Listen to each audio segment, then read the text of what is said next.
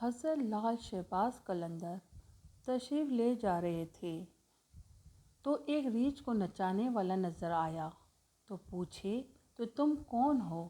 تو بولا میں قلندر ہوں۔ اس دور میں ریچھ نچانے والے کو بھی قلندر کہتے تھے۔ آپ بے اختیار ہو کر مسکرا دیے۔ یہ بات اس ریچھ نچانے والے کو پسند نہیں آئی۔ کہنے لگا آپ کون ہیں؟ آپ نے فرمایا میں بھی قلندر ہوں۔ کہنے لگا آپ کیسے قلندر ہیں؟ نہ آپ کے پاس ریچھ نہ ڈگڈگی، تو تماشا کیسے دکھائیں گے؟ آپ نے فرمایا پہلے تم دکھاؤ پھر میں دکھاتا ہوں۔ ریچھ والے نے ڈگڈگی بجائی اور ریچھ کھڑا ہو کر ناچنے لگا۔ ریچھ والے نے آپ سے کہا اب آپ کی باری۔ حضرت لال شہباز قلندر دو درختوں کی ٹہنیوں پر کھڑے ہو گئے اور ریچھ والے کو فرمایا کہ نیچے سے گزر جاؤ، مگر یاد رکھنا کہ جانا مگر واپس کبھی مت آنا۔ جیسے ہی ریچھ والا نیچے سے گزرا ماحول ہی بدل گیا، نہ وہ سورج کی گرمی، نہ گرد و غبار، جہاں تک نظر دیکھ سکے خوبصورت پہاڑ، سرسبز وادیاں، نہ موسم گرم نہ ٹھنڈا۔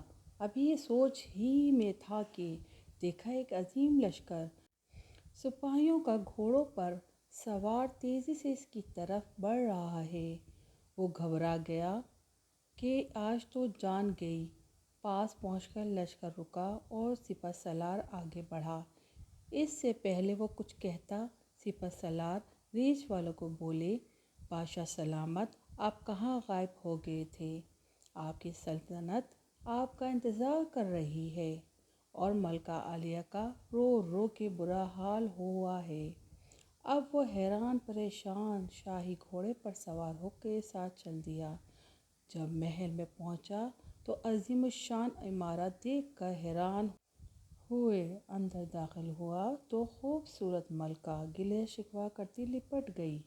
کہاں رہ گئے تھے آپ؟ سب بھول کر نہا دھو کر شاہی پوشاک پہن کر تخت پر بیٹھ گیا۔ سالوں گزر گئے، بچے ہوئے، پھر شہزادے بڑے ہو گئے، بڑھاپا آ گیا، جسم سے جان منہ سے ذائقہ چلا گیا۔ ایک دن اپنی سلطنت میں دریا کے کنارے بیٹھے ہوئے تھے تو خیال آیا کہ آخر ہوا کیا تھا۔ اسی جستجو میں وہیں پہنچا جہاں پر لشکر تھا تو دیکھا وہ درخت اب بھی موجود ہیں۔ سوچا چلو دیکھتے ہیں کیا اب اور درخت کے بیچ سے گزرا ماحول بدل گیا؟ وہی وقت وہی مقام، سامنے اس کا ریچھ اور ڈگڈگی پڑی ہے، وہی گرمی وہی گرد و غبار۔ پیچھے دیکھا تو حضرت لال شہباز قلندر کھڑے تھے۔ اس کی حالت غیر ہو گئی۔ بولا جناب میری سلطنت، میری ملکہ، میرے شہزادے۔ تو لال شہباز نے فرمایا سب تماشا تھا۔